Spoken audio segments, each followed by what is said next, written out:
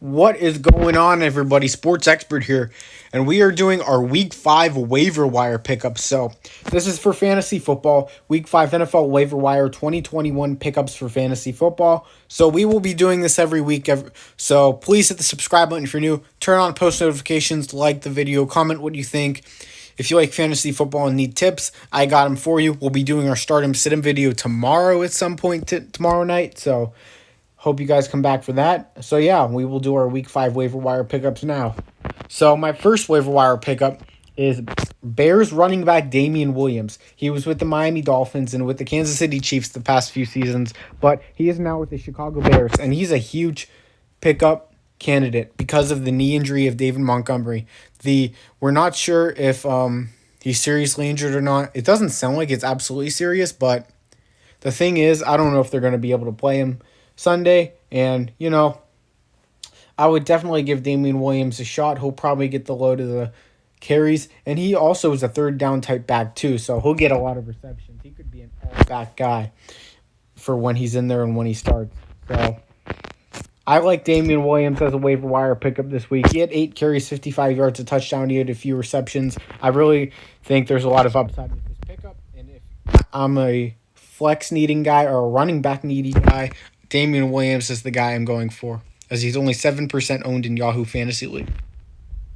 Second guy we're going with is Jets wide receiver Jameson Crowder, and you might think he may not be a waiver wire guy. I looked, he's only owned in 19% of Yahoo leagues, and he's not owned highly on other leagues either, which is a bit surprising. So if there's a guy you want to pick up, Crowder is the guy, because he made his debut today, and he went for 7 receptions, 61 yards, and a touchdown. So Jameson Crowder, I think he's going to make a huge impact. He's made Zach Wilson look much better. And if the Jets can get Zach Wilson comfortable with receiving options like Crowder, I think there's a lot of upside and potential with these waiver wire pickups. So Crowder is a guy I'm definitely looking into. And if you guys need a receiver or a flex, Crowder should be a guy you guys are interested in. They play Atlanta, who doesn't have a fantastic secondary.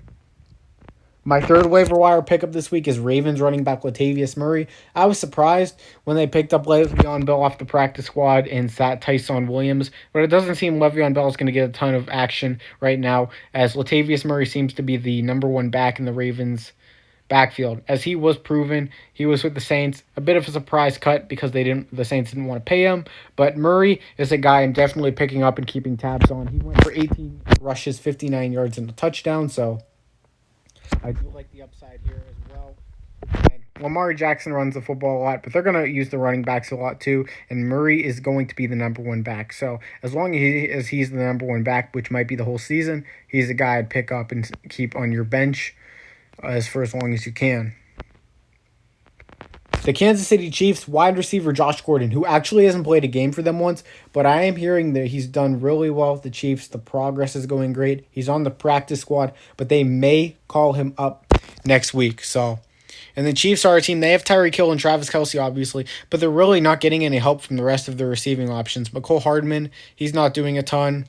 Byron Pringle, so they were higher draft picks too, third, second, and fourth round. So a bit disappointing, but Hardman's a very good returner still. Pringle too. So they can have their moments. But Josh Gordon is the guy I am going to keep tabs on because of his past, his potential, and everything that he has every year.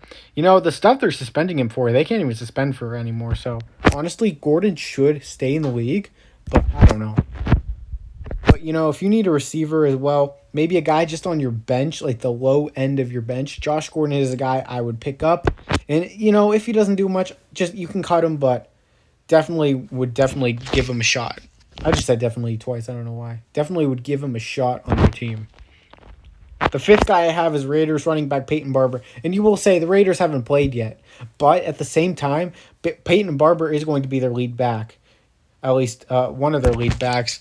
John Gruden has stated he may be a primary back for him as long as Josh Jacobs is out. I think Josh Jacobs is getting healthy and stuff, but John Gruden did say that Peyton Barber will still be heavily involved in the offense. Like Jalen Richard was, DeAndre Washington over the past few seasons. Peyton Barber is the guy you need to keep on your bench.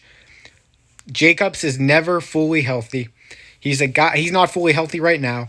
Barber, with the way he's played, you have to at least give him a shot, There isn't those type of guys that are like eye popping waiver wire pickups. I mean, at eight is maybe a eye popping one, could be interesting, but Peyton Barber, you know, definitely a guy to keep on your bench. He has the potential to go for like 50, 70 yards a game, maybe 100 scrimmage yards and a touchdown. That's like 15, 17 points. That will help.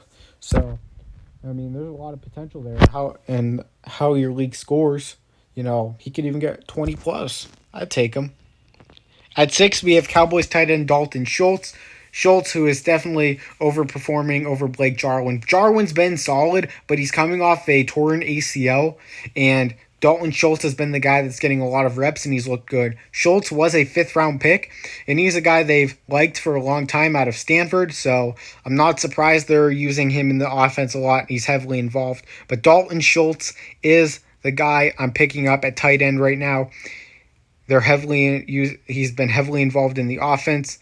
The scheme is exactly what it needs to be for him to succeed, and he's got Dak Prescott as his quarterback. So if you guys need a tight end, if you have Rob Gronkowski or someone like that that's injured, Dalton Schultz is who you should be picking up if he is on your waiver wire.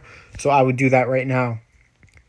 My 7th guy on the waiver wire, Washington running back J.D. McKissic. Antonio Gibson did get injured today. He came back. Doesn't look like it looks like he'll be all right. But J.D. McKissic has been the 3rd down back. He has been getting a lot of receiving attention this season from Washington, especially with Taylor Heineke out there. They're going to use him a lot with the screen pass and everything. That seems like that's a play they really like. They use him on the RB wheel as well. So McKissic, that RB wheel worked against the Giants, so if I'm looking for a guy, maybe a bench player, a running back that can catch the ball, if guys like Nyheim Hines are already taken, J.D. McKissic is a second option right here. I like McKissic. I think he can do big things and be one of those guys that's a bloomer. So he'll get some carries too, and he usually takes advantage of his carries. He's a speedy guy, and he's a playmaker. And our final waiver wire pickup, this is the eye-popping one I said that might get a ton of ads this week, especially if Julio and A.J. Brown are still injured, which they may be. Their injuries are definitely not ideal. Titans wide receiver Chester Rogers.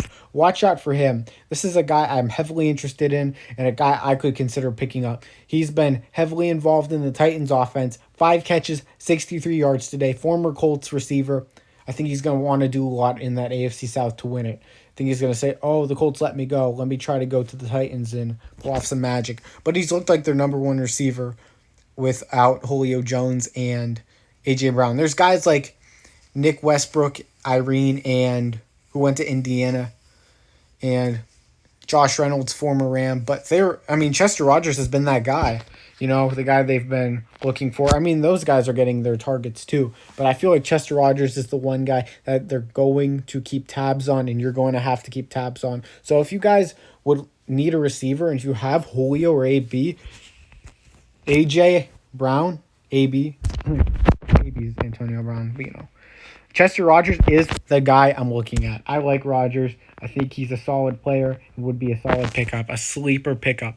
This could honestly be a great pickup by the end of the year. But that is it, everybody, for me. Sports Expert here. Please hit the subscribe button if you're new. Turn on post notifications, like the video. It helps our videos in the algorithm, so we'd really appreciate that. And comment what you think. Who would you pick up? Who have you picked up on your fantasy team, and how you guys are doing? So I'm out, guys. Sports Expert here. Peace.